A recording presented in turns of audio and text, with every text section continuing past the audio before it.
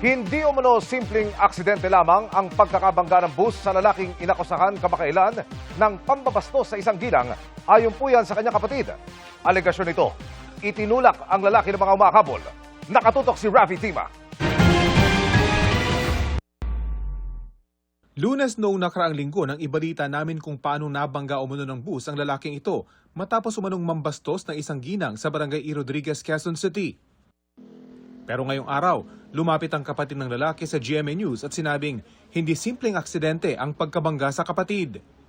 Sa CCTV footage na ibinigay sa kanya ng isang establishmento, makikitang tumatakbo ang lalaki at hinahabol ng dalawang kabataang lalaki.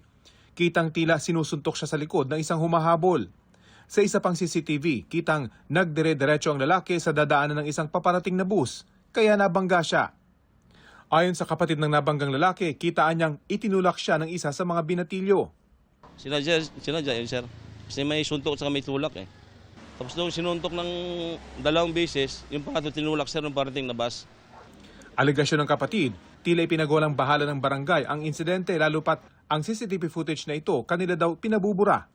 Yung sa CCTV footage, ba sinabihan nila yung establishmento na ipabura. Bakit ito sa palagay niyo ganun? Kasi tingin ko, sir, parang pinagtakpan yung kaso, sir eh. Pinagtakpan nila yung tunay na nangyayari. Nakainom nga daw ang kapatid doon para ipagdiwang ang karawan at Father's Day.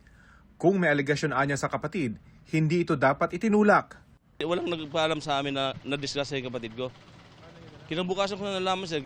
Desidido raw siya magreklamo sa pulisya para maimbestigahan ang nangyari. Itinanggi naman ng barangay E. Rodriguez ang paratang. Walaan nila silang kailangang pagtakpan kahit papurok leader nila ang umano'y binastos ng nabundol. Wala daw talaga silang CCTV ng pangyayari bago mabangga ang biktima dahil bagong kabit ang kanilang mga kamera. Yung CCTV, yung bandang New York, tsaka Ermin Garcia, June 23 lang po talaga siya nagkaroon po ng CCTV.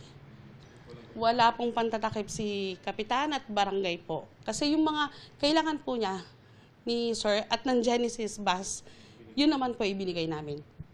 Ang ginang na unang binastos umano ng nabundol, sinabing anak niya ang isa sa mga binatilyong humabol dito at pamangkin ng kanyang kinakasama ang isa pa.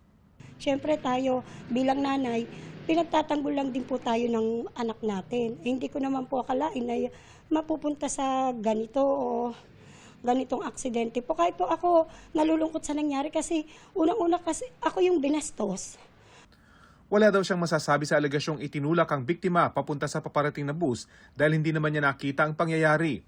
Ang 13 taong gulang na anak, traumatized pa rin daw sa nangyari. Ngayon po hindi ko napapapasok. May pambubuli sa Facebook. Wala naman po kami magagawa. Makikipagtulungan nila sila sa investigasyon ng pulisya at handang makipag-usap sa pamilya ng lalaking nabangga ng bus. Rafi Tima, Nakatutok, 24 Oras.